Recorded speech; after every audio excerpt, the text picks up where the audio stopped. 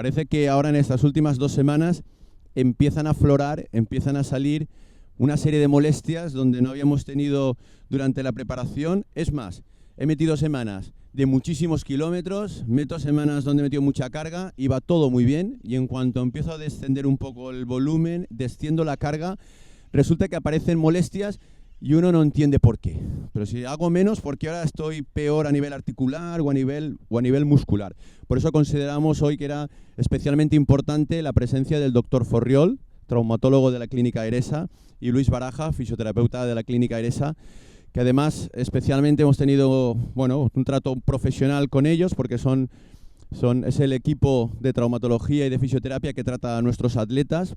Luis Félix estaba por aquí hace un instante, ya ha sido tratada la fascitis plantar. Yo oigo fascitis y me pongo a temblar ya directamente.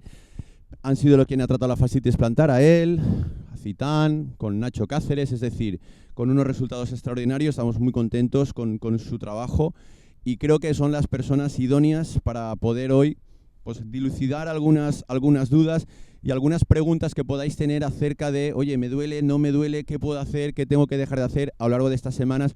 ¿Cuándo me hago el masaje? ¿Cuándo me los hago de aquí al maratón? ¿Cuándo es conveniente? Pues hoy es un día fundamental para que resolvamos todas estas dudas. Pues nos hemos dado cuenta que hay una serie de patologías que se repiten, ¿no? Y entonces yo creo que todo eso sonará, ¿no? Entonces, básicamente, en el atleta de carrera, ya sea de velocidad, ya sea de resistencia, evidentemente las lesiones van a ser de extremidad inferior. Es raro que tengáis una lesión de extremidad superior, a no ser que haya algún lanzador. Pero bueno, pienso que el caso es de corredores. Y en ese caso, básicamente, la estructura en esquema sería que podemos tener lesiones musculares, que a todos os suenan, que se pueden prevenir indudablemente, aunque a veces aún previniéndolas pues podéis tenerla. Podéis tener lesiones tendinosas, que yo creo que es el grueso de las lesiones, son las más frecuentes. Y podéis tener lesiones articulares, a pesar de ser un deporte que sí que yo creo que tenéis ventaja respecto a los demás, porque hay deportes de choque, deportes de giro, de freno con arrancada, que eso es la articulación, y los ligamentos sobre todo pueden ser dañados. Entonces vosotros tenéis ventajas, yo creo que más ventajas que inconvenientes. Y luego sois deportistas que yo calificaría a los atletas yo suelo decir bien amueblados, y eso quiere decir cerebralmente que sois conscientes, que sois colaboradores, porque hay deportes que os aseguro que el deportista es un deportista muy exigente, es un deportista poco consciente, que ayuda poco. Vosotros soléis ayudar mucho, y eso desde la parte médica y de fisioterapia yo creo que es de agradecer. Entonces, las lesiones musculares son frecuentes, pero yo creo que son más las tendinosas. A todos os suena en la parte de muscular las lesiones de isquios, que bueno, el pronóstico suele ser muy bueno, y más en atletas, suelen ser lesiones grado 1, son lesiones leves. Las lesiones tendinosas en la extremidad, en cadera vosotros tenéis poca lesión, en rodilla podéis tener con cierta frecuencia, sobre todo el problema del tendón rotuliano, que a todos os suena, ¿vale? Que ahora Luis Baraja os dirá algunas pinceladas de cómo prevenirlo y cuando pasa qué se puede hacer. Y luego yo destacaría sobre todo, y los casos que acaban de citar, básicamente están en relación con tobillo, tendón de Aquiles y planta del pie, ¿vale? Y eso ya veo que todos hacéis cara de confirmación, ¿no? Entonces, la patología del tendón de Aquiles es muy, muy frecuente, y esa está muy asociada con la patología de la fascia plantar. Cuando a todos os suenan los términos sacados en itis, fascitis, tendinitis. Bueno, pues desde hace unos años esto ya no es tan real. Todo lo que antes hablábamos de itis, que en términos médicos sería inflamación, ahora hablamos más de osis, es decir, tendinosis, ¿vale? La tendinosis es un problema, cuando acaba en osis algo es degenerativo, y eso es lo que más nos preocupa. O sea que hemos dejado ya de tratar las itis y tratamos las osis, es decir, tendinosis del Aquiles, afectación degenerativa de la fascia, que a veces no es tanto la fascia, sino es una bursa que hay al lado donde se inserta la fascia en el calcáneo, y todo eso tiene solución. Pero os garantizo, y lo hablaba con Luis Félix hace un ratito cuando hemos llegado, que cada paciente, cada atleta, cada deportista es un mundo. Es decir, no todas las fascitis se tratan con terapia fisioterápica. Algunas sí, algunas no. Algunas planteamos un tratamiento con PRP, que son los que ya os sonará todo, que son factores de crecimiento, que se hace mediante extracción de sangre del atleta, procesamiento de la misma e infiltración en la zona. Es decir, Cada vez somos más biológicos, menos químicos. A todos os suena que muchos años se ataban las cosas con corticoide. Pues hoy en día el corticoide se tiene en la consulta, pero a veces hay que mirar la fecha de caducidad porque se caduca, ¿vale? ¿Qué quiere decir eso? Pues que tratamos más desde el punto de vista biológico, ¿vale? Y la gran herramienta que nos ha aportado la ciencia desde hace, yo calculo que yo estoy utilizando desde hace 8 años aproximadamente, son los factores de crecimiento plaquetarios, lo que se llama PRP.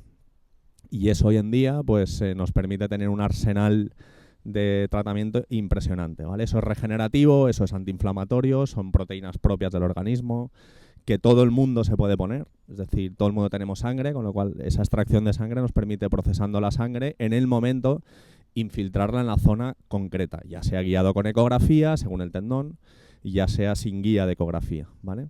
Intentar daros una serie de armas, que es un poco de lo que se trata de esos talleres, para que tengáis, no solo para cuando tengáis un problema lesional al final, sino también diferentes, para poder abordarlo desde el punto de vista de la prevención, que es un poco lo que nos trata a nosotros también.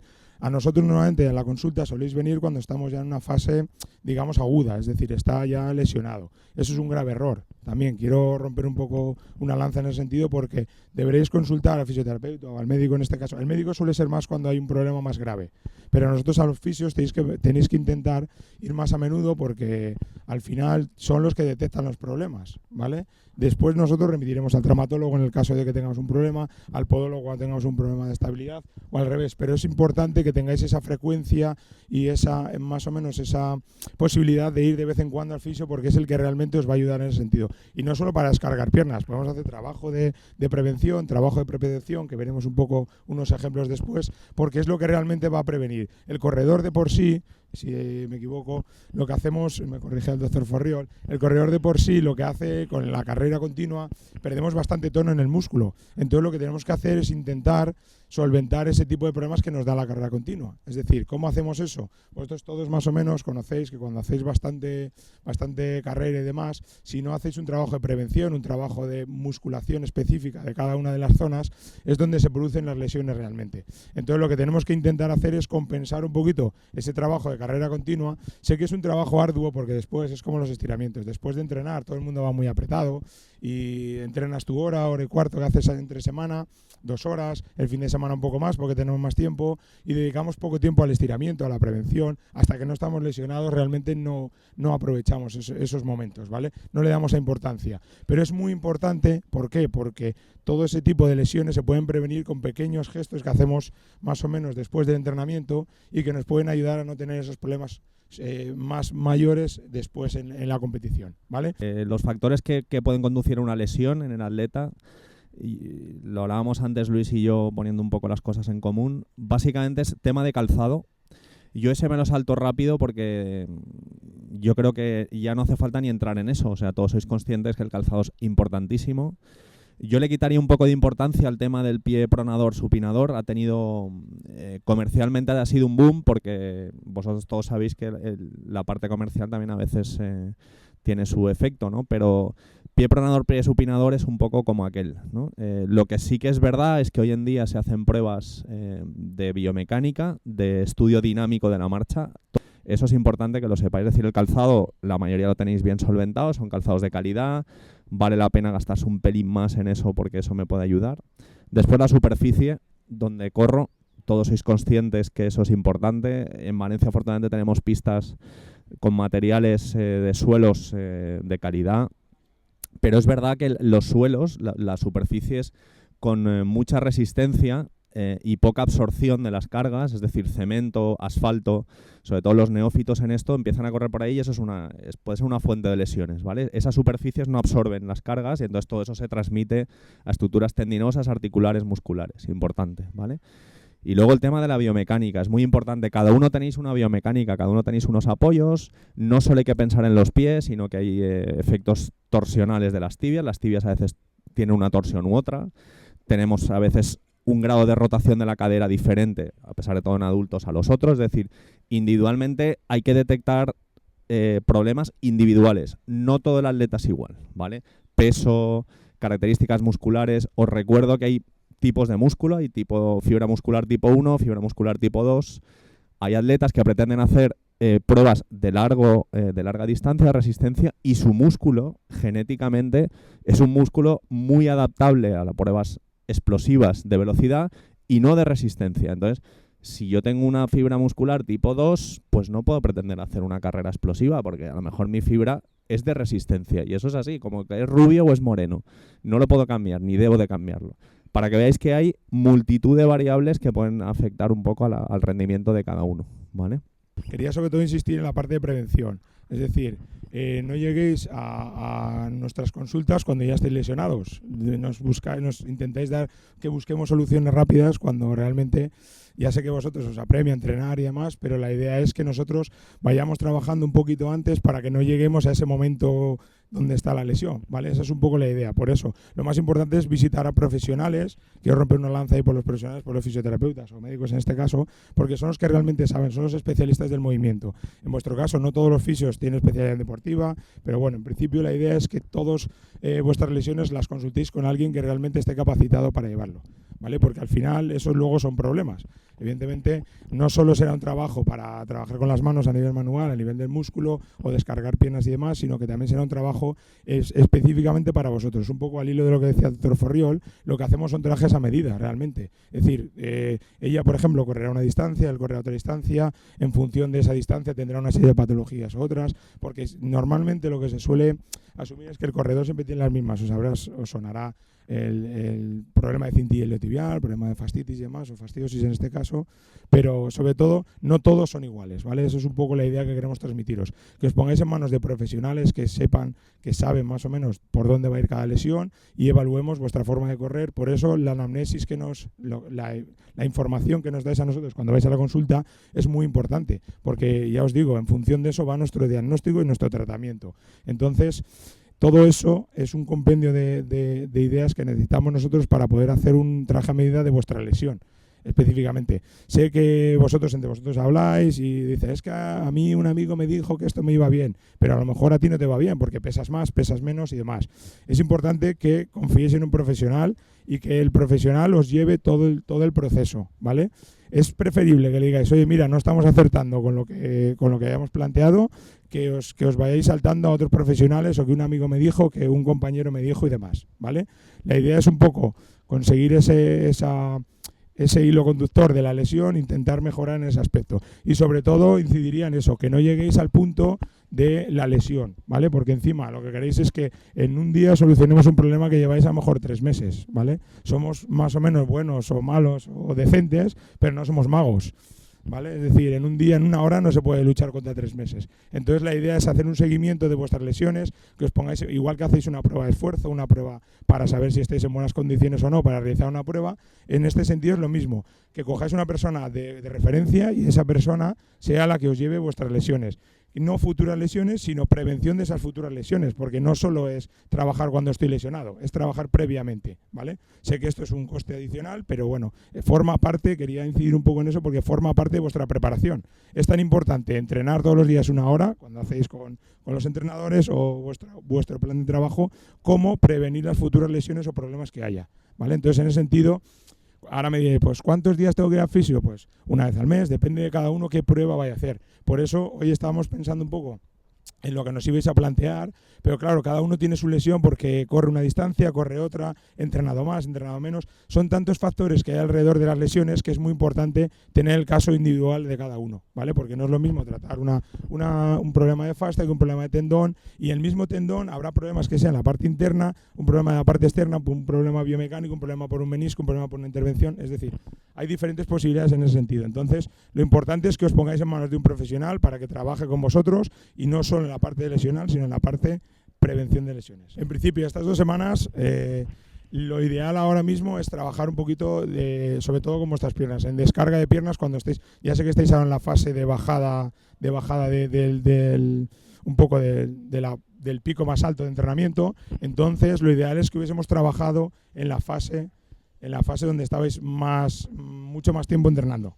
El día después o 2 días después, lo ideal es que las piernas comiencen la semana, o en este caso los músculos, comiencen la semana con una predisposición, entre comillas, porque el profesional ha trabajado con vosotros y esa semana absorbáis mejor el trabajo. ¿Qué pasa si no? Se va acumulando y eso es un problema. Al final llegáis un día, que es cuando nos llamáis, es que tengo las piernas que no me puedo mover, es que no me voy, es que no voy cara al aire. Esa es un poco la idea. La idea es que trabajéis un poquito antes para que eso no llegue, que vayáis absorbiendo poco a poco el trabajo físico que os recomiendan y con nosotros descarguéis ese tipo de trabajo. Además, lo que vamos a hacer es una serie de ejercicios, ya os digo, previamente para intentar que eso no os llegue a pasar, ¿vale? Es decir, trabajar muscularmente, a nivel muscular, que son 4 ejercicios muy básicos que podéis hacer en vuestra casa, sobre todo el día que no entrenáis. El día, porque no, si hacéis días alternos, normalmente el aficionado hace día alterno porque no tiene tiempo. La idea es que ese día en casa, con 5 o 10 minutitos, hagáis una serie de ejercicios que normalmente os vayan a ayudar para, primero, estar en las mejores condiciones posibles cuando hagáis el entrenamiento y que los músculos no se sobrecarguen a la hora de trabajar. Hay un tema que a veces no conocéis, incluso en los ámbitos médicos tampoco, y es hay factores del propio paciente, digamos, a distancia del músculo que pueden favorecer. Por ejemplo, yo no sé si sabéis, y esto es interesante, saber que la caries es la infección más frecuente, con diferencia, que puede tener un organismo, pero con una estadística absolutamente desbordante, ¿vale? Y caries a veces tenemos y son asintomáticas, es decir, no nos damos cuenta, no nos duele hasta que no hacemos un flemón.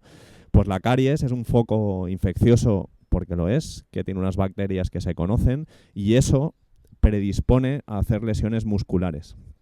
No es el primer caso de deportista que hace lesiones de repetición en el tríceps ural, por ejemplo, que es lo que nosotros llamamos la parte posterior de la pierna, lo que vosotros llamaréis los gemelos, ¿vale?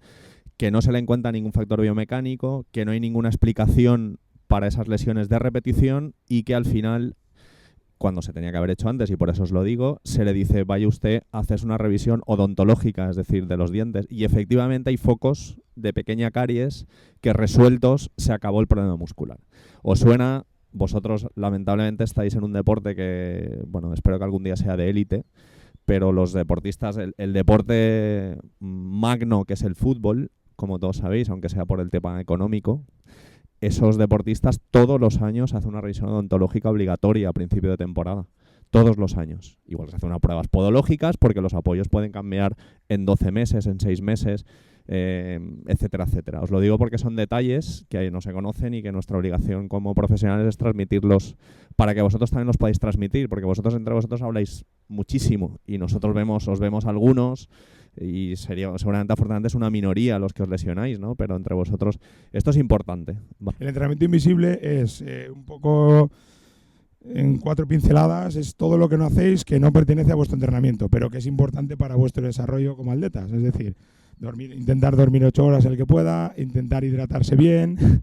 Todo ese tipo de cosas también predisponen a tener problemas y lesiones, ¿vale? Porque imaginaros que una noche, el sábado por la noche, los niños no duermen bien y al día siguiente tienes que hacer un largo de 25 kilómetros, 30 kilómetros. Si no has dormido bien, probablemente el músculo no esté en unas condiciones ideales para hacer el largo, ¿vale? Entonces tenemos que ir acoplándonos a todo eso. Lo ideal es que os hidratéis bien, que toméis una serie de medidas para prevenir ese tipo de problemas. En este caso, en la parte que a nosotros nos toca, ahí es donde tenéis que estirar, donde tenéis que hacer prevención, donde tenéis que hacer ese tipo de trabajo. Hidrataros bien, sobre todo, lo más importante es intentar que el músculo esté en las mejores condiciones para soportar ese tipo de esfuerzos. Sé que al final sois superhombres y supermujeres porque hacéis ese tipo de esfuerzo, pero bueno, que lo tengáis en cuenta. Y luego otra cosa muy importante, a nivel un poco, porque yo cuando trabajo en las sesiones veo que normalmente cuando quedan estas 2 semanas es como la gran alarma. Ya me quedan 2 semanas, he bajado la carga y demás, y todo el mundo te llama. Esta semana en la que viene tendremos las consultas llenas de más o menos de corredores porque me duele el gemelo y no me ha dolido en todo el entrenamiento y me duele ahora 2 semanas. Pues tranquilos, porque habéis bajado la carga, como ha dicho José anteriormente, y ese tipo de cosas el músculo lo asimila como que vamos descendiendo de trabajo, pero realmente no pasa nada, vais a acabar el maratón y lo habéis visto. Si tenéis experiencia alguna en maratones antiguos, habéis visto que de cara a la competición es como que el cuerpo se va mentalizando de que tiene que hacer ese esfuerzo.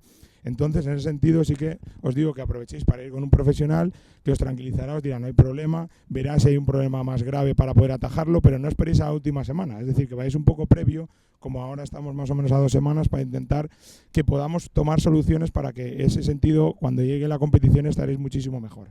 por ejemplo, suena a todos y hablando de síntomas, porque es lo que a uno le hace consultar o preocuparse o decir al entrenador, escucha, esto no lo tengo claro, pues todos sabéis que el tendón, cuando hay un problema de tendinosis, a veces no duele durante la carrera. Tú corres y dices, ostras, si yo estoy bien, lo cual te estimula a correr, ¿no? Y sigo corriendo. Y voy aumentando los tiempos y voy aumentando las cargas, pues que además me encuentro bien, pero cuando paro y al día siguiente por la mañana seguramente empiezo a tener dolor en reposo. Y es lo que uno dice, bueno, ¿cómo no? Si a mí no me duele corriendo y en cambio paro y me duele. Bueno, pues esto no tiene una explicación mágica. A veces en medicina hay cosas que no son explicables, pero yo creo que un 90% lo son. Entonces todos sabéis que cuando uno mueve, uno corre, uno anda, hay una bomba muscular, una bomba vascular, el corazón bombea sangre. Si yo ando y corro, la pequeña circulación a los tejidos está estimulada y llega, ¿vale? Cuando paro, esa circulación se enlentece, la frecuencia cardíaca baja y la microcirculación de los tendones se reduce, llega menos, con lo cual es un momento que se llama de anoxia. Anoxia es que no llega oxígeno al tejido. Y es un dolor feo, que digo yo, malo, porque es un dolor anóxico, no le llega oxígeno y el tejido, si pudiera, gritaría, pero el tejido no grita y duele, ¿vale?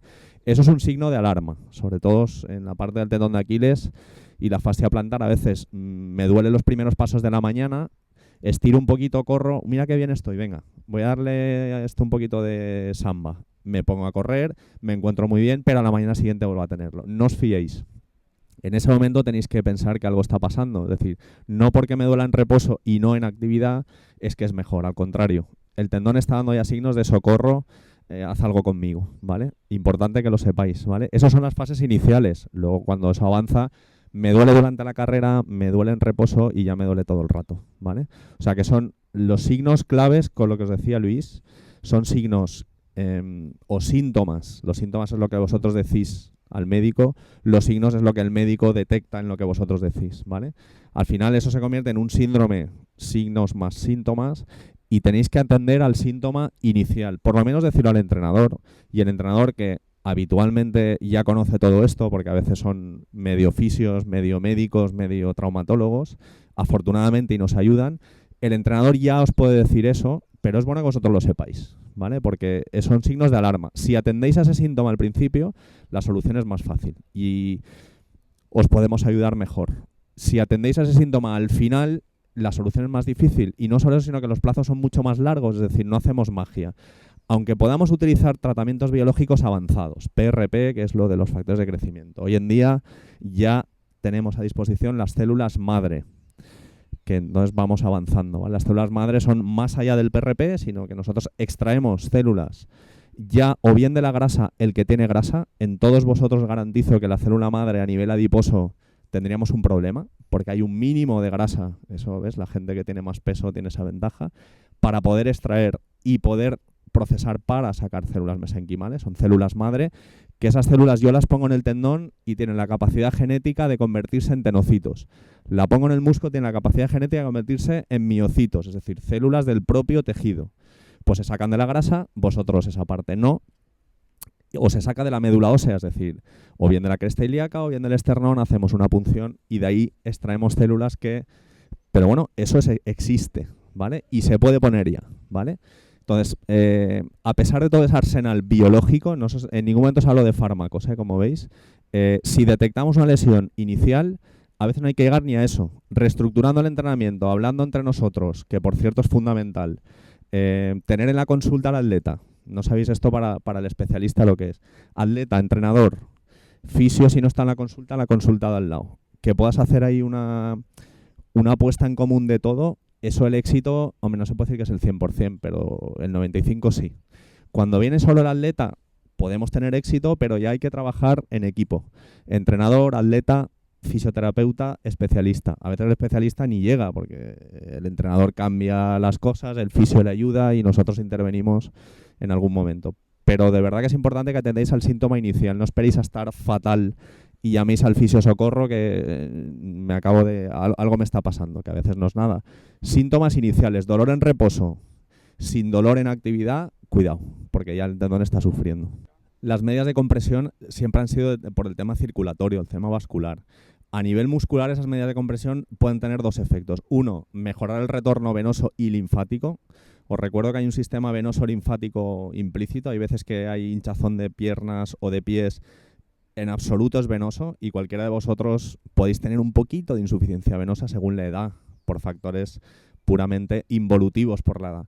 Pero no vais a tener un problema venoso de retorno venoso por falta de actividad, es evidente, ¿vale? Pero sí que pueden haber problemas linfáticos. En definitiva, y contestando a tu pregunta, mejora el retorno linfático y venoso y sujeta el vientre muscular. En este caso, si lleváis medias hasta por debajo de la rodilla, el tríceps sural, gemelo, sóleo, delgado plantar, el vientre muscular está sujeto, con lo cual puede estirarse menos, puede lesionarse menos. Es la única razón por la cual, ¿vale? Yo en todo esto, y sé que sois conscientes como yo, a veces son mitos, a veces son efectos comerciales de ciertas situaciones, ¿vale? Yo respeto todo, cada uno puede... Pero hay veces hay que filtrar todo esto bien. En principio lo ideal, si hacéis el fin de semana, el sábado o domingo, la tirada larga, que es donde normalmente os esforzáis más a nivel muscular, la idea es que normalmente el lunes no paséis por la consulta. Todo depende un poco de los tiempos que tengáis. Lo ideal es dejar un par de días después de ese tipo de trabajo para que el músculo esté un poco, digamos, en las condiciones normales para poder trabajar, porque si trabajas con mucha fatiga puedes provocar incluso molestias. Todo depende también del tipo de masaje que te hagan. Puede ser un masaje más relajante, un masaje más sobre algunas zonas concretas, pero como término general lo ideal son 2 días después. Y luego, sobre de entrenar después de un tratamiento, un masaje y demás, al final... Eso depende un poco del profesional. Hay profesionales que entrenan, yo trabajo con profesionales que entrenan a los 20 minutos y les sirve de calentamiento el masaje o el tratamiento, y hay profesionales que dejan un día y medio después. O sea, eso no tiene nada que ver. Hay gente, depende un poco, pero como norma general lo ideal es pasar 2 días después de hacer un gran esfuerzo y plantearos, igual que os hacéis un calendario para entrenar, que decís, pues voy a entrenar lunes, miércoles de aquí a la maratón. Habéis hecho un planning más o menos, ¿no? De 8 semanas, 10 semanas, 20 semanas, depende un poco de la condición de cada uno, que en ese planning metáis sesiones de fisioterapia y en el caso de que veamos algún problema de traumatología. Pero sobre todo que lo metáis, decir, pues cada 2 semanas voy a ir a fisio, cada 3 semanas, depende un poco de las posibilidades económicas de cada uno, pero que lo introduzcáis en el planning. Este día que no entreno voy a ir al fisio porque así veréis que los resultados son muchísimo mejores, podéis entrenar en mejores condiciones. No estoy vendiendo la parte de fisio, sino que simplemente que vuestros músculos estarán en mejores condiciones. Igual que vamos implementando una serie de cosas, porque tomáis una serie de productos y demás para mejorar, para estar menos cansado y demás, que implementéis eso en vuestro calendario. Que filtremos lo que vemos por internet. Lo que le ha venido bien a un chaval de La Coruña que lo pone en un foro, no quiere decir que nos vaya a venir bien a nosotros, ¿vale? El único que sabe de ese tipo de lesiones son los profesionales. En este sentido, quiero que filtréis un poco ese tipo de información, que a veces también nos pasa a nosotros, ¿eh? Los profesionales mismos vemos en internet y no filtramos, pero es importante que en ese sentido lo toméis como un poco, es decir, con sentido común. Aparatos electroestimuladores, vean, para que más o menos lo entendáis vosotros, voy a decir una marca comercial que es Compex, pero así los entendéis todos. Bueno, en principio es una parte del, digamos, como del entrenamiento, digamos, invisible que hemos dicho antes, ¿vale? Esa parte, sabéis que los programas, los electroestimuladores tienen una serie de programas. En este caso buscaríamos el que nos interese. Si quieres fortalecimiento, pues pon el trabajo de fortalecimiento. En este caso, como es un más o menos, sería para trabajar después de un gran esfuerzo y demás, buscaríamos un programa más de descarga. Es como si fuésemos al fisio, pero no lo suple, ¿vale? No es lo mismo lo que hace las manos del fisio, pero sí que nos ayuda, es otra gotita más. Cada una de las cosas que vamos haciendo nos va mejorando. Si estiramos, bebemos bien agua, dormimos más o menos bien, entrenamos con sentido y hacemos una serie de elementos externos como son los electroestimuladores, pues nos favorecerá a que el entrenamiento sea muchísimo mejor, ¿vale? Respecto al hielo, yo sí que soy partidario, ahora vamos a hablar también, si queréis, José, de eso, hielo o crioterapia después del entrenamiento, ¿vale? Si todo depende de las posibilidades de cada uno, ¿vale? Es decir, si hay gente que tiene piscina, se puede meter una piscina. Si tienes una piscina fría, mejor, no menos de 10 grados, entre 10 y 15 grados. Las piscinas habitualmente de nuestras urbanizaciones están a esa temperatura ahora, o sea que te puedes meter hasta las piernas y es genial. Sobre todo después del entrenamiento yo lo recomiendo porque es bastante, sobre todo relajante, el músculo vuelve a la normalidad, se producen procesos de vasoconstricción que eliminan las sustancias de desecho del entrenamiento, es decir, todo lo que conlleva mejoras en la parte de entrenamiento y demás. Un pequeño consejo que os puedo dar, que es lo que normalmente yo mando a mis corredores y demás, es cuando lleguéis del entrenamiento de tirada larga, descansáis un poco, estiráis, hacéis un poco, bebéis un poquito de agua y en vuestra bañera de casa compréis solo una bolsa de hielo de cubitos, llenáis un poquito de agua fría y tiráis la bolsa de cubitos. No tiene que estar el agua helada. Con que esté un poquito fría y nos baje la temperatura basal de nuestras piernas es suficiente, ¿vale? Es un buen truco. Dime. Hielo directo nunca y no más de 20 minutos, ¿vale? Porque después de 10, es un poco término general, a partir de los 10 cuartos de hora se produce el efecto rebote, ¿vale? Es decir, un efecto rebote, es decir, el cuerpo asimila que estamos vasoconstriñendo mucho, es decir, que llega poca sangre ahí y hace un efecto rebote y se abre. En torno a 10-15 minutos. El hielo tienes que tener cuidado porque, claro, eso es un poco problema nuestro, ¿eh? Los profesionales siempre decimos, ponte hielo. Y ya sabemos que sabéis que tenéis que poner un cuarto de hora de hielo con un trapito para que no os quemen la piel y demás. Lo damos por hecho, pero en ese caso es falta de información del profesional. Hay que ponerse hielo en las zonas más o menos de lesión y no solo cuando está inflamado, sino como efecto analgésico. También, ¿vale? Nos sirve. Tiene sus efectos analgésicos, no solo efectos antiinflamatorios, ¿vale? Nos colocaremos un papel, un trapo y el hielo pasa, o sea, el frío pasa, llega a la piel, no queremos quemar la zona. Nos vienen pacientes con problemas de un tobillo que le dices, ponte hielo en un esguince de tobillo y vienen con quemaduras. Esto es verídico, quemaduras porque dice, cuanto más hielo mejor, no. Cuanto más tiempo mejor, no, porque al final lo que provocan es quemaduras en la piel. Lo que intentamos es, en ese sentido, dar un poco de sentido común, lo mismo que hemos dicho antes, entonces intentar colocar hielo en la zona, protegida la zona de la piel para que no se queme la piel y el frío nos hará el efecto que queramos conseguir en ese caso, ¿vale? Pero sí que somos partidarios un poco en esa línea de mejorar. La regla sencilla, hay excepciones, pero frío, fase aguda, calor, fase crónica, frío, tendón, calor, músculo, ¿vale? El calor vasodilata, hay un aporte mayor de sangre a la estructura, el frío vasoconstriñe, con sus efectos, todo tiene su pro y su contra, ¿vale? Pero en regla general esto, ¿vale? Es decir, yo tenía una lesión hace 10 días, ahora me quiero poner hielo, pues no tiene tanto sentido, ¿vale? Estamos hablando 48 horas post a una lesión aguda, ¿vale? Yo creo que esa sería, en términos generales, la regla correcta. Problema de Aquiles o de fascia plantar, que son primos hermanos, ¿eh? Cuando empieza una fascitis plantar, si no se trata, acaba siendo un problema del Aquiles y al contrario, con lo cual se me convierte en un problema posterior y plantar, ¿vale? Porque el calcáneo hace como de polea. Si imagináis una polea, como el tendón de Aquiles que viene por arriba o la fascia plantar que viene por abajo esté con una tensión diferente y no súper bien coordinado, problemas, ¿vale? El calcáneo es una polea biomecánicamente hablando, ¿vale? Entonces, en eso que estábamos hablando, puede ser una tendinosis en fase leve, ¿vale? Que empieza a dar sus síntomas, ¿vale? Pero hay que ver, por lo que os decía, si, por ejemplo, y en el caso que os decía de 2 compañeros vuestros, que hay una alteración en la flexoextensión del tobillo. Por ejemplo, está retraído el Aquiles. En una fascitis plantar, que cuando uno lo explora, por eso no se puede generalizar, fascitis plantar, pues ponte no sé qué, no. Hay que poner el paciente en una camilla y explorarlo. Hay una retracción del Aquiles, quiere decir que el pie en flexión dorsal va menos, tiene una limitación de la movilidad. Y en estos casos os garantizo que eran a lo mejor de 5 grados o 3 grados, que diréis, pero qué tontería. Para mí, que no hago ejercicio al nivel vuestro, a lo mejor ni me entero, pero para vosotros que hacéis millones de solicitudes en flexoextensión del pie, como tengáis 3 grados menos de flexión dorsal, estáis perdidos, porque o el Aquiles o la fascia plantar al final claudica. Hay que corregir esa retracción de la fascia o la retracción del Aquiles. ¿Cómo? Seguramente con ejercicios fisioterápicos, seguramente. Es raro que lleguemos a los especialistas a coger el bisturí para esto, ¿vale? Y cuando hay que cogerlo, pues así lo indicamos, ¿vale? Pero es muy importante eso. Entonces, en este caso, por ejemplo, tuyo, pues seguramente es esto. Y reproduce exactamente y fielmente el mecanismo de una tendinosis en fase inicial. Jamás, en mi opinión, utilizaría corticoide en un tendón. Y eso sí que creo que os quede... Porque, bueno, no depende de vosotros, pero también depende de vosotros. Si no me quiero poner corticoide, pues no me pongo corticoide. El médico no obliga, no puede obligar, puede aconsejar. Pero el corticoide es lesivo del tendón. Es muy buen antiinflamatorio, pero mejor, uy, qué bien estoy, mira cómo voy de bien, no me duele, y a las 3 semanas estoy peor que estaba hace 3 semanas. ¿Pero aquí qué está pasando? Pues que el corticoide degenera los tenocitos, que son las células del tendón. Por eso ya el corticoide a veces nos caduca. No, corticoide infiltrado. Corticoide en crema se utiliza para dermatología. Las cremas que vosotros utilizaréis pues son cremas de masajes, como puede utilizar Luis en la consulta, cremas antiinflamatorias, que tiene un efecto placebo. Os garantizo que una placebo es que psicológicamente me parece que estoy mejor, pero no hay ningún cambio, ¿vale? Pero como bien entenderéis, una crema antiinflamatoria no absorbe hasta la profundidad del tendón rotuliano. Sería absurdo, sería mágico entonces, ¿vale?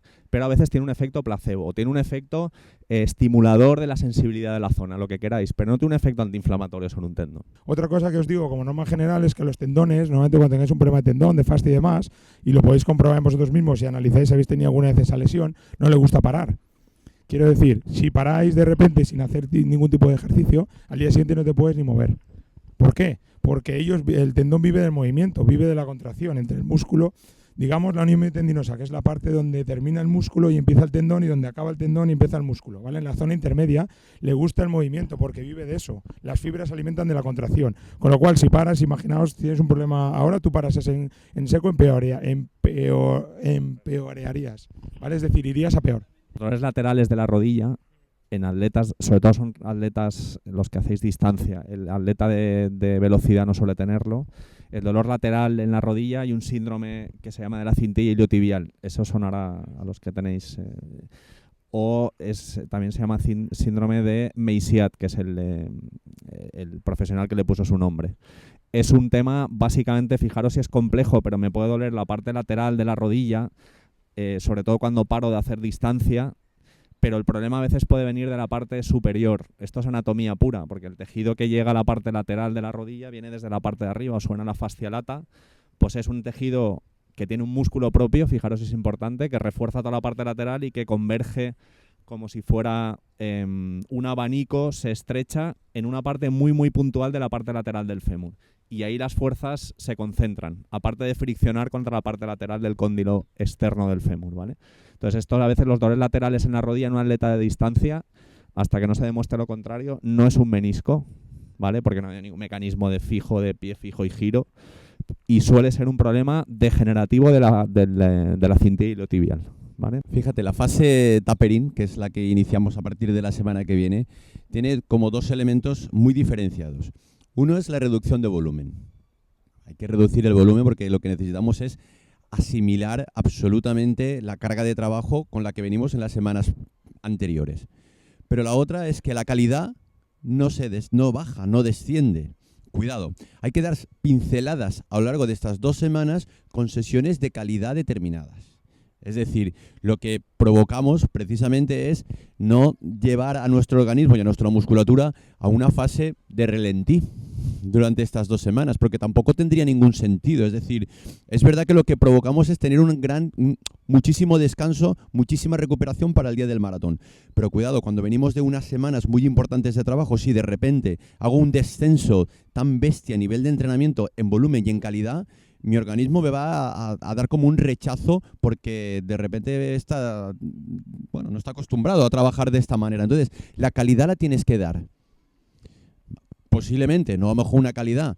Yo te voy a poner un ejemplo, ¿vale? De nuestros atletas que la semana pasada, por ejemplo, hicieron un día 14 series de 1000, ¿vale? Empezaron a 3.25 y acabaron a 3.10. Lógicamente, la próxima semana ellos no van a hacer 14 series de 1000. Pero a lo mejor sí que metemos 8.000 rápidos. Pero sí que seguimos metiendo intensidad.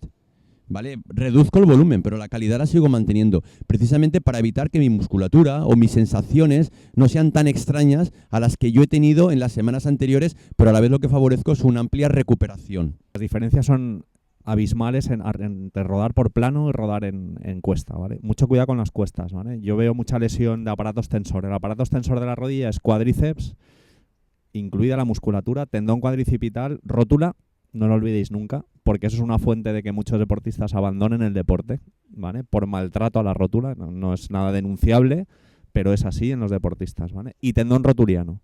Todo eso es un sistema, como os decía, igual que el calcáneo es una polea, el aparato extensor va impecablemente equilibrado. Si desequilibro o tendón rotuliano o cuádriceps, la rótula, que todos sabéis que tiene un cartílago por la parte interna, las pasa canutas. Entonces empiezo a hacer o bien problema rotuliano o bien problema de condropatía rotuliana, que no es muy típico en corredores en plano, pero sí que lo es en gente que hace escalada, en gente que hace mucho estrés en flexoextensión. O sea que las rampas y las bajadas, las rampas en subida y en bajada, eso os puede ayudar, pero introducirlo esporádicamente en vuestra actividad. Yo a veces veo gente que se deja el alma buscando calles por Valencia, que hay que buscarlas porque somos buscando rampas, es decir, no vayamos más allá de la tolerancia del organismo, ¿vale? Es decir, el organismo está pensado para ir en rampa, pues no, está pensado para ir en plano. Entonces, si nosotros queremos excedernos en la tolerancia de nuestros tejidos, al final el tejido te pasa factura, tarde o temprano, ¿vale? O sea que, un poco en la línea que os decía José, introducir eso, pero puntualmente, esporádicamente, muy progresivamente. Si veo que me molesta, desciendo. No es lo mismo hacer una rampa de un desnivel de un 40% que una rampa un desnivel de un 3%. Pues hago más repeticiones con menos desnivel. Pero no voy a más allá de las sensaciones. El tejido no grita, no habla, pero se expresa por dolor. Tema de neurotransmisores, pero vosotros sabéis que tenéis una tasa alta de endorfinas. No sé si os suena. Las endorfinas las libera el cerebro. Y la endorfina es un mórfico más potente que cuando los médicos indicamos poner una morfina a un paciente por tema analgésico, etcétera. O sea, es un analgésico potentísimo. Si vosotros estáis a grandes niveles de rendimiento, vuestra liberación de endorfinas es muy alta. Y eso os protege de dolores, porque hemos dicho que es un analgésico endógeno. Si bajáis los niveles de entrenamiento de una manera brusca, las endorfinas se liberan menos, con lo cual la sensibilidad al umbral al dolor me disminuye, ¿vale? Vosotros tenéis ese factor de riesgo. Los que no hacemos deporte con la intensidad vuestra, alguna ventaja tenemos que tener, aunque sean pocas. Es decir, nuestra liberación de endorfinas es bajita. Pero vosotros llegáis a niveles muy altos, con lo cual si bajáis las endorfinas se liberan menos. Esto es fisiología pura. Y eso, el umbral de dolor me baja, ¿vale? Por eso, bajos rendimientos, aparte de fisiología muscular, es fisiología de neurotransmisores. Acordad las endorfinas, que es fundamental, ¿vale? Por eso el deporte vicia. Daros las gracias en nombre de todos ellos, en nombre nuestro, porque verdaderamente nos hemos excedido del tiempo, pero ha sido un gusto poder estar resolviendo pues tantas dudas como cada uno de ellos tiene, y algunas que se habrán quedado ahí seguramente y no las hemos dicho, pero no cabe duda que hoy ha sido un día de muchísimo nivel el que hemos tenido en la mañana de hoy sábado. Contar con ellos, además, mi experiencia personal es que ahora tenemos a Luis Félix corriendo, a Rafa Fanbuena corriendo ahí. Hace unas semanas no podían correr y ya los tenemos corriendo, ¿no? Significa que estamos muy contentos con la labor tanto del doctor Forriol como de Luis, como de la Clínica Aresa. Muchísimas gracias por estar hoy aquí con nosotros. Creo que elevamos a un nivel muy alto hoy nuestro pilar al contar con vosotros dos, y espero que cada uno de vosotros se vaya a casa al menos con algunas ideas pues mucho más claras de por qué me duele o por qué me deja de doler, y sobre todo de aquí al día del maratón, qué vamos a hacer. Pues nada, vamos a darles un fuerte aplauso, por favor.